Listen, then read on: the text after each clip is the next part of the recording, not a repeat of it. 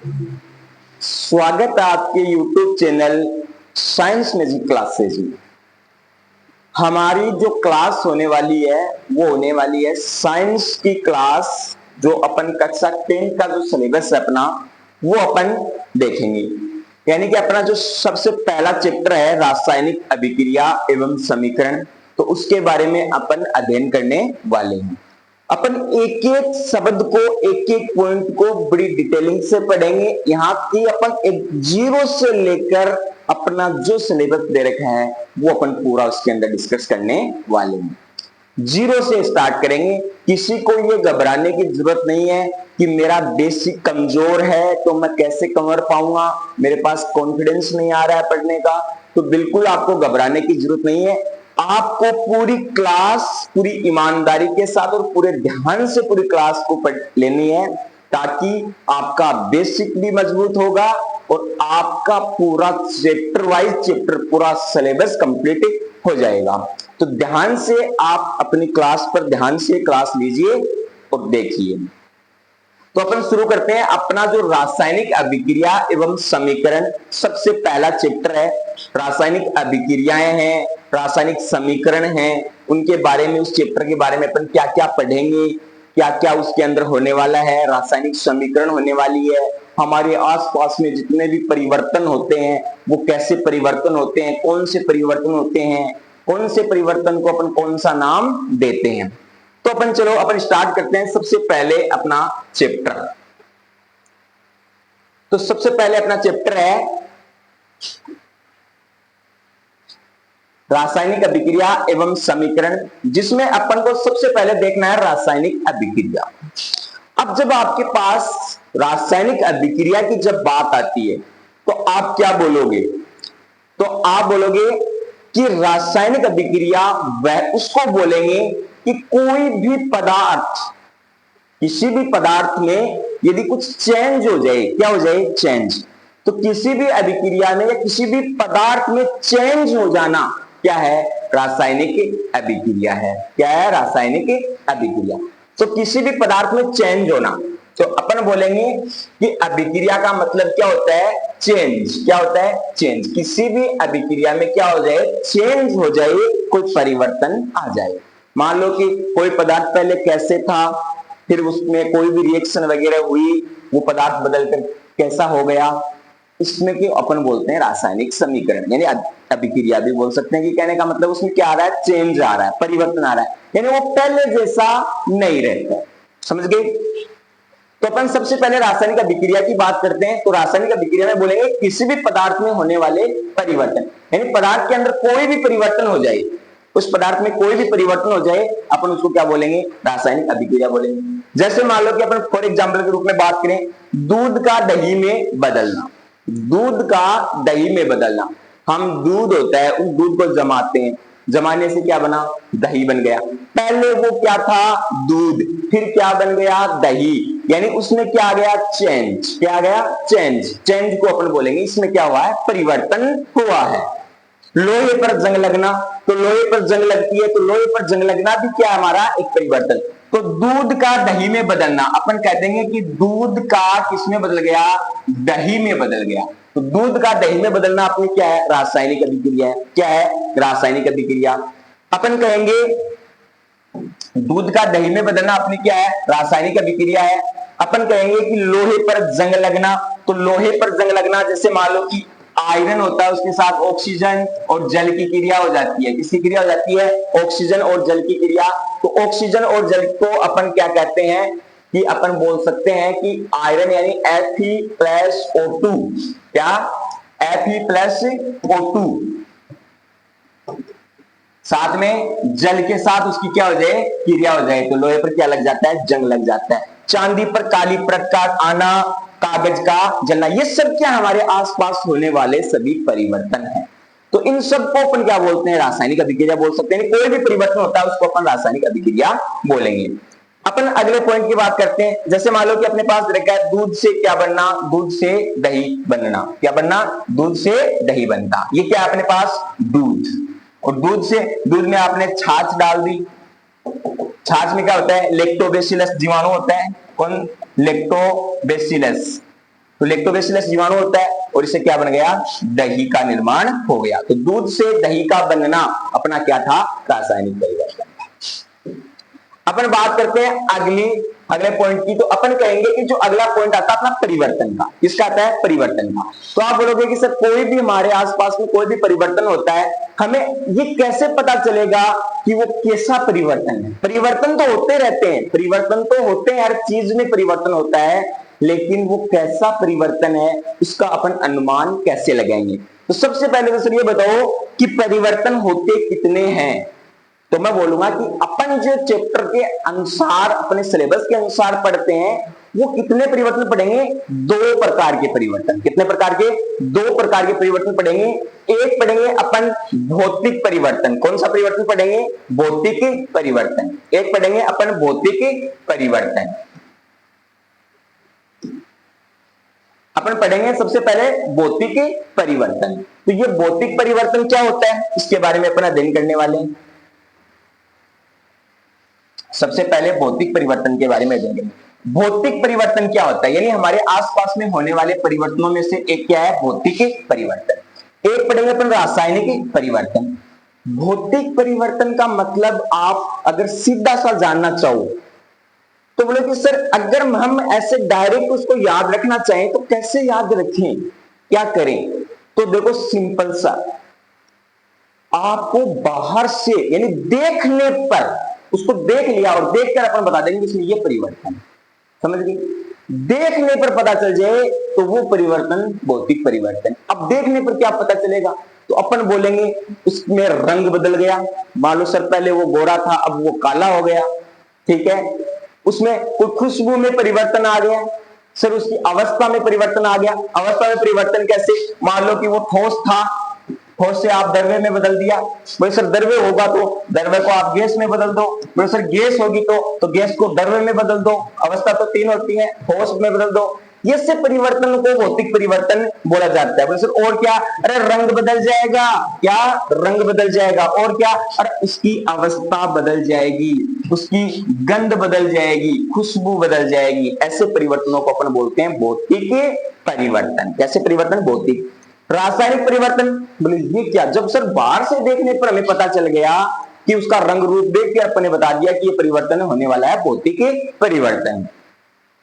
तो सर रासायनिक परिवर्तन, तो उसका आंतरिक, अंदर से चेंज आना, अंदर से चेंज आना रासायनिक परिवर्तन। तो सबसे पहले अपन बात करते हैं भौतिक परिवर्तन की। कौन से परिवर्तन की बात करते हैं, भौतिक परिवर्तन की। तो देखो भौतिक जो परिवर्तन होने वाला है, ये भौतिक परिवर्तन अपन कहेंगे कि जो भौतिक परिवर्तन है उसके अंदर पदार्थ का निर्माण होता है। भौतिक परिवर्तन के अंदर जो पदार्थ का निर्माण होता है वो नए पदार्थ का निर्माण नहीं होता। तो अपन कहेंगे कि किसी भी पदार्थ में परिवर्तन होने के बाद वापस उसी अवस्था में नहीं लाया जा सकता। किसी भी पदार्थ में परिवर्तन हो रहा है और परिवर्तन होने के बाद उसको वापस उसी अवस्था में नहीं लेकर आ सकते। पहली बात, जैसे मान लो कि अपन लाया जा सकता है, जैसे मान लो कि अपने बर्फ है, अपने पास क्या है, बर्फ। इस बर्फ को आपने पिघलाकर क्या बना दिया, जल बना दिया। क्या बना दिया, जल। अब बोलो सर जल से वापस बर्फ बना सकते हैं, बना सकते हैं। इसीलिए ये लाइन लिखी है कि किसी पदार्थ में परिवर्तन होने के बाद वापस उसी अवस्था में लाया जा सकता है। ऐसे परिवर्तन को क्या बोलेंगे, भौतिक परिवर्तन। अगर उसकी अवस्था में परिवर्तन हुआ है तो ठोस था, ठोस से द्रव्य बन गया। अब द्रव्य से वापस क्या बना सकते हैं, ठोस। द्रव्य था, द्रव्य से गैस बन गई, गैस से वापस क्या बना सकते हैं, द्रव्य। तो वापस कहने का मतलब है जो अपना अभिकारक होता है, रिएजेंट, और जो उत्पाद होता है, प्रोडक्ट, उनसे अपन वापस वो पदार्थ लाया जा सकता है। किसमें, भौतिक परिवर्तन। फिर सर और क्या चेंज आते हैं, तो मैं बोल रहा हूं ना, भौतिक परिवर्तन में रंग में परिवर्तन, भौतिक परिवर्तन में रंग में परिवर्तन, गंध में परिवर्तन, उसकी अवस्था में परिवर्तन। रंग बदल जाएगी, गंध बदल जाएगी, उसकी अवस्था बदल जाएगी। नए पदार्थ का निर्माण नहीं होता, वही पदार्थ रहेगा। पदार्थ का क्या बदलना है, जब बर्फ थी तो बर्फ में पानी था, जल था, और जल है तो जल में भी पानी है, जल ही है। अवस्था ही बदली है, ठोस से द्रव्य बना है, पदार्थ नहीं बदला है। अब मान लो कोई व्यक्ति गोरा है, वो क्या हो गया, काला। तो व्यक्ति थोड़ी ना बदल गया, उसका रंग ही तो बदला। ऐसे परिवर्तन को आप बोलोगे भौतिक परिवर्तन। रासायनिक गुणों में कोई परिवर्तन नहीं होता। क्यों, क्योंकि यदि रासायनिक गुण बदल जाएंगे तो फिर वो अवस्था नहीं, वो पदार्थ चेंज हो जाएगा। ठीक है। ये अभिक्रिया दोनों दिशाओं में संपन्न होती है। तो इसका मतलब क्या, दोनों दिशाओं में संपन्न होने का मतलब कि जैसे बर्फ से आपने बनाया जल, क्या बनाया, बर्फ से जल, अब जल से वापस क्या बना सकते हैं, बर्फ। तो ये अभिक्रिया दोनों दिशाओं में क्या हो रही है, संपन्न हो रही है। ऐसे परिवर्तन को बोलते हैं भौतिक परिवर्तन। तो एक बार अपन रिवाइज करते हैं कि किसी पदार्थ में परिवर्तन होने के बाद वापस उसी अवस्था में लाया जा सकता है, ऐसे को भौतिक परिवर्तन कहते हैं। रंग गंध अवस्था में क्या होता है, परिवर्तन होता है, नए पदार्थ का निर्माण नहीं होता है। रासायनिक गुणों में कोई परिवर्तन नहीं होता, और ये अभिक्रिया दोनों दिशाओं में संपन्न होती है। जो सर एग्जाम्पल की जब इसकी बात करेंगे अपन, किसकी, एग्जाम्पल की, तो अपन भौतिक परिवर्तन का एग्जाम्पल लेते हैं। जैसे बर्फ ले लिया अपन, क्या ले लिया, बर्फ ले लिया एग्जाम्पल। अब बर्फ के अंदर अपन बात कर लेते हैं। तो देखो इधर उदाहरण के लिए अपने लिया बर्फ, क्या लिया, बर्फ। अब देखो इधर, मान लो आपने बर्फ को गर्म कर दिया, क्या कर दिया, गर्म, जल बन गया, क्या बन गया, जल। अब मान लो आपकी इच्छा हुई, जल से आप क्या बना दी, वाष्प बना दी, क्या बना दी, वाष्प। इसको क्या किया आपने, वापस गर्म कर दिया, और ज्यादा गर्म करोगे तो वाष्प, यानी अपना जो मूल टेम्परेचर होता है, क्वथनांक होता है, वो 25 डिग्री सेल्सियस तक क्या बन जाती है, बर्फ से जल, और 100 डिग्री सेल्सियस पर उसको गर्म कर दोगे तो क्या बन जाएगी, वाष्प बन जाएगी। अब आपका मन किया कि वाष्प से वापस क्या बनाना है, जल बनाना है, तो वाष्प को वापस आपने क्या कर दिया, ठंडा कर दिया, या इसका संघनन कर दिया। क्योंकि आप जानते हो कि बर्फ के कण होते हैं वो एकदम पास पास, ठोस के कण थोड़े दूर, और गैस के कण उनसे भी दूर। तो गैस के कण यदि पास आ गए तो क्या बन गया, द्रव्य, और द्रव्य के कण और पास आ गए तो क्या बन गई, बर्फ। अब जल से आपको क्या बनानी है, वापस बर्फ, तो क्या कर दोगे, इसको ठंडा कर दोगे, फ्रीज के अंदर रख दोगे तो क्या हो जाएगी, बर्फ बन जाएगी। अब इसमें परिवर्तन, तो परिवर्तन देख, बर्फ में क्या है, पानी, बर्फ में क्या है, पानी है, बर्फ में पानी है, यानी अपने बर्फ है, उस बर्फ के पास क्या है, पानी, समझ गए। तो बर्फ के अंदर पानी है, तो मैं बोलूंगा कि बर्फ में भी पानी था, जल में भी पानी था, और वाष्प में भी क्या था, पानी था। बताओ पदार्थ बदला नहीं, पदार्थ में कोई परिवर्तन नहीं हुआ। अवस्था की बात करें तो ये बर्फ किस अवस्था में है, ठोस में, जल किस में है, द्रव्य में, और वाष्प किस में है, गैस में। इसकी क्या बदल गई, अवस्था बदल गई।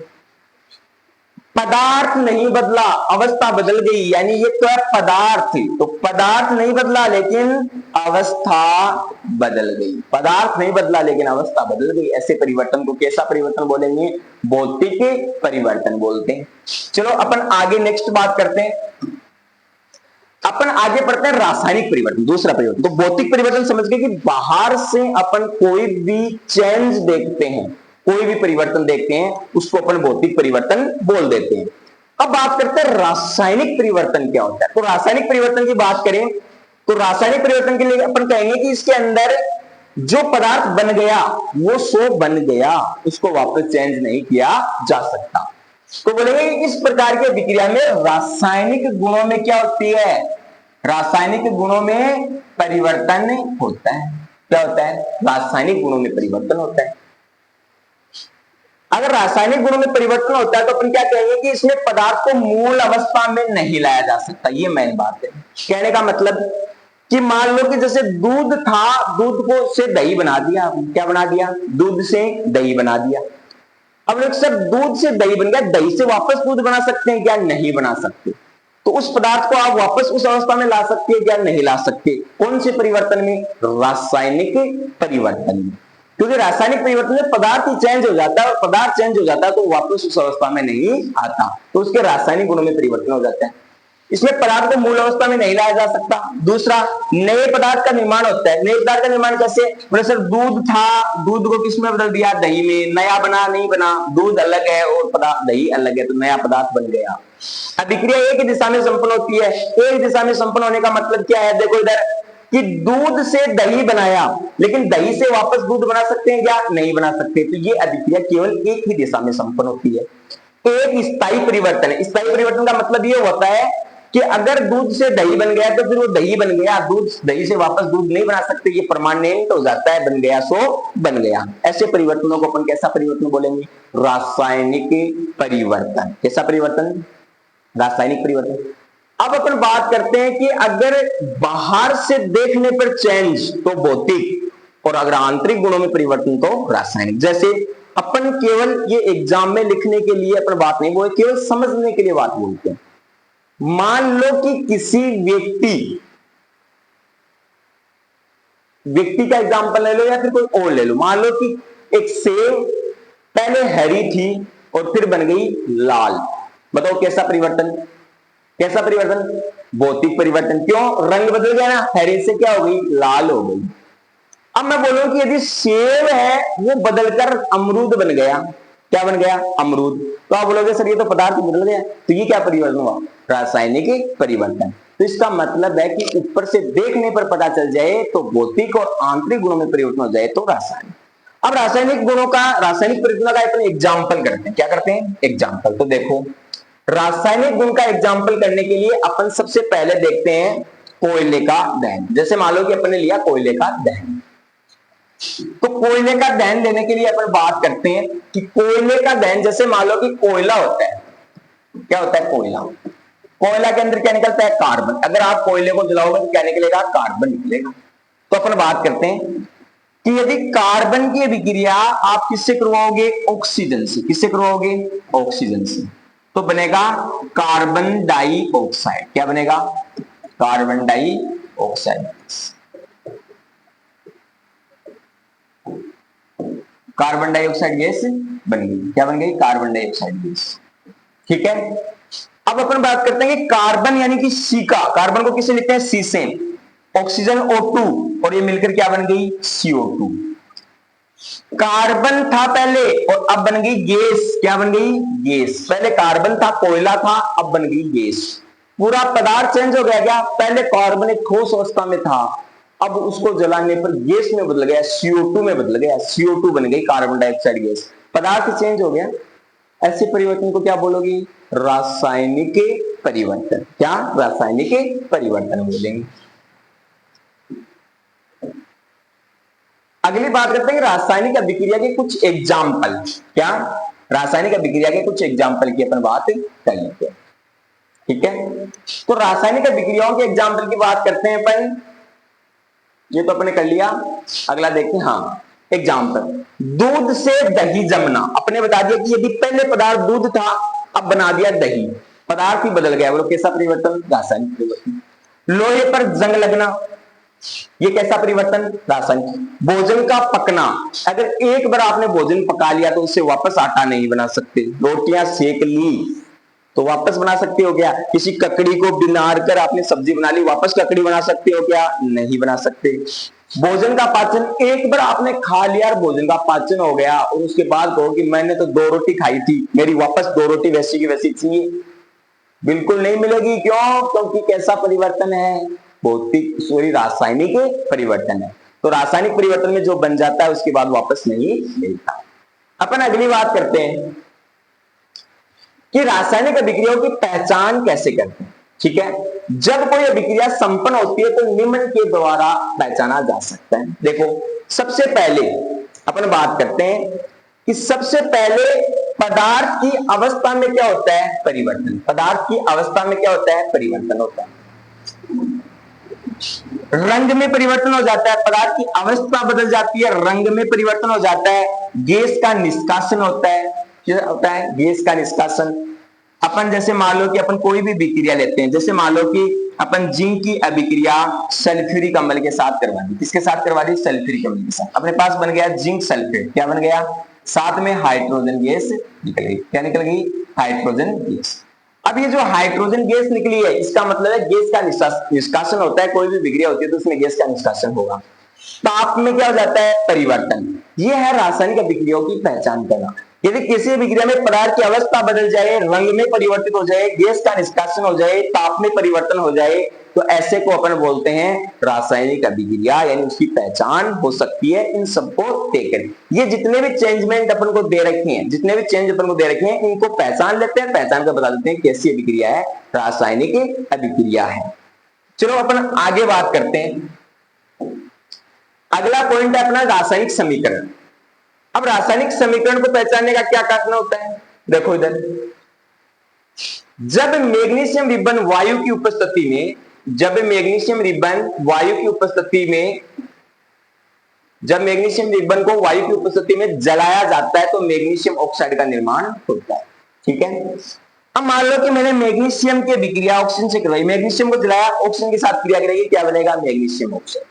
ये होती है अपनी रासायनिक एक समीकरण। अपन इसका एग्जाम्पल ले रहे हैं मैग्नीशियम ऑक्साइड का, इसका मैग्नीशियम और ऑक्सीजन का क्या ले रहे हैं? एग्जाम्पल। अपन ने देखो मैग्नीशियम और ऑक्सीजन लिया, ये दोनों अभिक्रिया कर रहे हैं, करने को बोलते हैं अभिकारक। जो अभिक्रिया करते हैं उनको बोलते हैं, अभिक्रिया में भाग लेते हैं वो अभिकारक। और इनसे मिलकर बनने वाला जैसे मैग्नीशियम ऑक्साइड, वो अपना क्या होगा? उत्पाद होगा। क्या होगा? उत्पाद। समझ गए कि अपन दो या दो से अधिक या एक से अधिक जो भी अभिकारक होंगे अपने पास, वो क्रिया करेंगे, उनको अपन अभिकारक बोलेंगे, और जो नया पदार्थ मिलेगा उसको बोलेंगे उत्पाद। इस समीकरण को शब्द समीकरण कहते हैं। शब्द समीकरण मतलब कि किसी भी समीकरण को आप शब्दों के रूप में लिख दो। जैसे मैंने लिखा है मैग्नीशियम ऑक्सीजन, फिर अभिक्रिया करके मैग्नीशियम ऑक्साइड बना, तो इसका मतलब होता है कि किसी भी समीकरण को आप शब्दों में लिखोगे तो उस शब्द को शब्द समीकरण कहते हैं। कौन समीकरण कहते हैं? शब्द समीकरण। चलो आगे नेक्स्ट बात करते हैं अपन कि रासायनिक समीकरण है उसको लिखा कैसे जाता है। तो रासायनिक समीकरण को जो लिखना है, लिखने का जो तरीका है वो अपन देखते हैं कि रासायनिक समीकरण को लिखा कैसे जाता है। जैसे अपने मैग्नीशियम की विक्रिया ऑक्सीजन के साथ करवाई तो अपने पास क्या बना? मैग्नीशियम ऑक्साइड बना। यहां पर मैग्नीशियम की विक्रिया ऑक्सीजन के साथ करवाई तो क्या बना था? मैग्नीशियम ऑक्साइड बना था। अब मेरे पास मैग्नीशियम और ऑक्सीजन दोनों आपस में क्या कर रहे हैं? अभिक्रिया। तो ये तो क्या कहलाएंगे? अभिकारक। क्या कहलाएंगे? अभिकारक। और अपने मेरे पास नया उत्पाद के रूप में क्या मिला मेरे को? Magnesium oxide. ये मुझे नया पदार्थ मिला, ये तो बन गया नया पदार्थ। क्या बन गया? नया पदार्थ। और ये मेरे पास क्या था? अभिकारक था, जो अभिक्रिया कर रहे थे। तो उसको जो नया पदार्थ मिलता है उसको मैं क्या बोल दूंगा? उत्पाद। तो ये जो समीकरण लिखने का ये होता है तरीका। इस तरीके से अपन क्या लिख सकते हैं? समीकरण को लिख सकते हैं कि मैग्नीशियम की विक्रिया अपन ऑक्सीजन से करवा रहे हैं तो मैग्नीशियम ऑक्साइड बनता है। दो भाग होते हैं विक्रिया के, एक तीर के निशान के पहले वाला भाग और एक तीर के निशान के बाद वाला भाग। बात करते हैं कि समीकरण को कैसे लिखते हैं। तो देखो समीकरण को लिखने का तरीका। अब रासायनिक समीकरण को दो भागों में लिखते हैं। अब दो भाग कौन कौन से हैं? देखो, एक तो होता है अभिकारक। क्या होता है? अभिकारक होता है। एक तो होता है अपना अभिकारक। समीकरण को लिखने का तरीका, एक तो होता है अभिकारक और फिर तीर के निशान लगाते हैं, फिर होता है उत्पाद। उत्पाद वो होता है जो नया पदार्थ बनता है, अभिकारक वो होता है जो क्रिया करते हैं जिनसे बनता है, वो अपने पास अभिकारक और उत्पाद है। तो देखो इधर समीकरण में दो भाग होते हैं, एक होता है अभिकारक और एक होता है उत्पाद। अब अभिकारक क्या होते हैं? वे पदार्थ जो अभिक्रिया में भाग लेते हैं। अभिक्रिया में भाग लेने का मतलब है कि जो आपस में क्रिया करके कुछ पदार्थ में चेंज लाएंगे। तो जो अभिक्रिया में भाग लेते हैं वो क्या कहलाते हैं? अभिकारक कहलाते हैं। जैसे अपने ऊपर अभिक्रिया लिखी थी मैग्नीशियम की विक्रिया ऑक्सीजन के साथ, लिखी थी क्या? तो ये दोनों मैग्नीशियम और ऑक्सीजन यहाँ पर क्या थे? अभिकारक थे। क्या थे? अभिकारक थे। मैग्नीशियम और ऑक्सीजन यहाँ पर क्या थे? अभिकारक। तो अपने अभिकारक ऊपर दी गई विक्रिया की बात करें तो यहाँ पर अभिकारक मैग्नीशियम था और ऑक्सीजन था। ये दो क्या थे अपने पास? अभिकारक। ठीक है, उत्पाद की बात करते हैं कि उत्पाद किसको बोलते हैं? तो देखो अगर अपन उत्पाद की बात करें तो उत्पाद कौन होगा कि अभिक्रिया में जो नया पदार्थ का निर्माण होता है। अभिक्रिया में किसका निर्माण होता है? नए पदार्थ का। जो नए पदार्थ बनता है उसको अपन क्या कहते हैं? उत्पाद। अब जैसे मान लो कि मैग्नीशियम की विक्रिया अपने ऑक्सीजन के साथ करवाई थी तो इसमें क्या बना था? मैग्नीशियम ऑक्साइड बना। मैग्नीशियम का ऑक्सीजन विक्रिया करके हमें क्या देते हैं? मैग्नीशियम ऑक्साइड देते हैं। क्या देते हैं? मैग्नीशियम ऑक्साइड का निर्माण करते हैं। तो इसको अपन क्या बोलते हैं? उत्पाद। ये मैग्नीशियम ऑक्साइड हमें मिला था। क्या मिला था? Magnesium oxide. ये मैग्नीशियम ऑक्साइड क्या है? यहाँ पर उत्पाद है। क्या है? उत्पाद। तो रासायनिक समीकरण को लिखने के लिए अपन को एक चाहिए अभिकारक। क्या चाहिए? अभिकारक। एक चाहिए उत्पाद। ये दो भाग होते हैं समीकरण के, एक अभिकारक वाला भाग जो अभिक्रिया में भाग लेते हैं, एक वो पदार्थ जो बनकर आता है नया, वो होता है उत्पाद। समझ गए? इतनी बात समझ गए आप? अब अगली बात करते हैं। क्या करते हैं? अगली बात की अभिक्रिया के अंदर अपन समीकरण को लिखें कैसे, लिखने का क्या तरीका होता है, समीकरण को लिखने का क्या तरीका होता है। तो देखो रासायनिक समीकरण को लिखना एक रासायनिक अभिक्रिया को दर्शाता है। भाई किसी भी समीकरण को अपन लिखते हैं किसी भी समीकरण को लिखना एक रासायनिक अभिक्रिया को दर्शाता है। किसको दर्शाता है? रासायनिक अभिक्रिया को दर्शाता है। देखो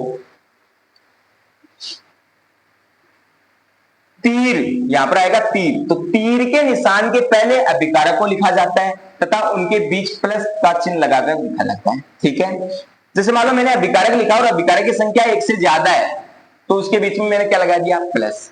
फिर क्या लगा जाता है? तीर का, यानी तीर के निशान से पहले, तीर के निशान से पहले अपन जो भी लिख रहे हैं जो यानी अभिक्रिया में भाग लेंगे उन सबको अपन लिख देंगे। और मान लो कि ये तो मेरे पास दो ही थे, अगर तीन हो तो क्या कर दूंगा मैं? A प्लस बी प्लस सी, इन तीनों को प्लस लगा के लिख दूंगा अभिक्रिया से, यानी तीर के निशान से पहले। तीर के निशान के बाद उत्पाद को लिखा जाता है, उत्पाद के बीच चिन्ह प्लस का चिन्ह लगाकर लिख दिया जाता है। अब इनकी अभिक्रिया होने के बाद क्या बनेगा उसको लिखेंगे अपन तीर के निशान के बाद, तो वो क्या हो जाएगा? उत्पाद। जैसे मान लो इनको अभिक्रिया कराने पर एबीसी बन गया। क्या बन गया? एबीसी। तो ऐसी अभिक्रिया को अपन क्या बोलेंगे कि ए अभिक्रिया का लिखने का क्या हो गया तरीका कि अभिकारक तीर के निशान से पहले लिखा जाएगा, जो नया पदार्थ बनकर आएगा उत्पाद उसको तीर के निशान के बाद लिखा जाएगा। अगर दोनों के बीच में एक से ज्यादा संख्या होगी तो बीच में प्लस का चिन्ह लगा दिया जाएगा। तो देखो ये अपने पास एक समीकरण दे रखी है। ठीक है, क्या दे रखी है? समीकरण। इसमें अपन समझते हैं अभिक्रिया के भाग कि अभिक्रिया को कैसे लिखा जाता है। तो सुनो, जिंक की अभिक्रिया सल्फ्यूरिक अम्ल के साथ करवाई जाती है तो जिंक सल्फेट और H2 बनता है। अब मेरे पास देखो अभिक्रिया में भाग कौन ले रहा है? तो जिंक ले रहा है और एक H2SO4 ले रहा है। तो जिंक ले लिया तो भाग और एक H2SO4 मान ले लिया। ठीक है, फिर क्या लगा दिया मैंने? तीर का निशान, तीर का निशान लगा दिया। फिर बना जिंक सल्फेट और H2, तो ये उत्पाद बन गया मेरे पास। क्या बन गया? जिंक सल्फेट प्लस H2 क्या बन गया? उत्पाद बन गया। अब ये जो अभिक्रिया में भाग ले रहे थे जिंक प्लस H2 ये तो था अभिकारक, और जिंक सल्फेट प्लस H2 ये दोनों बने, ये थे उत्पाद। तो अभिकारक को लिखते हैं बाईं ओर, किधर? बाईं ओर, और उत्पाद को लिखते हैं दाईं ओर, और ये बीच में होता है, ये क्या होता है? तीर का निशान। ये समीकरण को लिखने का क्या होता है? तरीका होता है। इस तरीके से समीकरण को लिखा जाता है। अब अगली बात करते हैं अपन कि कंकाली समीकरण क्या होती है। कौन सी? कंकाली समीकरण। तो असंतुलित समीकरण को अपन क्या बोलते हैं? कंकाली समीकरण बोलते हैं। इसको असंतुलित समीकरण, असंतुलित समीकरण को बोला जाता है कंकाली समीकरण। तो देखो समीकरण अपने पास Mg प्लस O2 की विक्रिया MgO से करवाई। अब समीकरण का संतुलन होना वो क्या दर्शाता है कि दोनों तरफ का मास, दोनों तरफ का द्रव्यमान क्या होना चाहिए? बराबर होना चाहिए। अब दोनों तरफ कौन सी कि मैंने अभिक्रिया के दो भाग बताए थे कि एक तो अभिकारक वाला भाग और एक उत्पाद वाला। तो अपन समझें कि जो अभिकारक है वो बराबर होना चाहिए किसके? उत्पाद के। अब इसको समझने के लिए अपन देखेंगे कि देखो अभिकारक के अंदर इन दोनों का द्रव्यमान बराबर होना चाहिए, अभिकारक और उत्पाद का। तो तीर के निशान से पहले मैग्नीशियम कितना दे रखा है? 1 दे रखा है। कितना दे रखा है? 1। और ऑक्सीजन इधर कितनी दे रखी है? 2। अब बात करते हैं अपन तीर के निशान के बाद। तो मैग्नीशियम इधर कितना दे रखा है? 1। और ऑक्सीजन इधर कितनी दे रखी है? 1। कितनी दे रखी है? 1। अब अपन बात करते हैं कि इधर तो कितने तत्व हैं? 3, और इधर कितने हैं? 2। ये समीकरण संतुलित नहीं है क्योंकि एक तरफ तो 2 किलो और एक तरफ 3 किलो, ये संतुलित नहीं है। ऐसी समीकरण को अपन क्या बोलेंगे? कंकाली समीकरण। कौन सी समीकरण बोलते हैं? कंकाली समीकरण। ये हो गई अपनी कंकाली समीकरण। अब इसको आगे का जो पॉइंट आता है वो आता है अपन समीकरण को संतुलित करना। तो ये होती है अपनी कंकाली समीकरण की। असंतुलित समीकरण को कंकाली समीकरण कहते हैं। कहने का मतलब है कि अभिकारक में जितने तत्व होते हैं उतने ही तत्व किसमें होने चाहिए? उत्पाद में। अगर वो नहीं है तो वो समीकरण है कंकाली समीकरण, यानी असंतुलित समीकरण है। ये अपना आज की क्लास के अंदर अपन ने रासायनिक अभिक्रिया, रासायनिक समीकरण, रासायनिक समीकरण की पहचान, परिवर्तन, कंकाली समीकरण, इन सब के बारे में अपन ने अध्ययन किया है। अगली जो इसके आगे का टॉपिक है वो नेक्स्ट क्लास के अंदर पढ़ेंगे। आपको कोई भी डाउट होता है तो आप बिंदास पूछ सकते हो। ध्यान से क्लास को पढ़ना और ध्यान से समझना, आपको पूरी तरीके से तैयार हो जाएगी।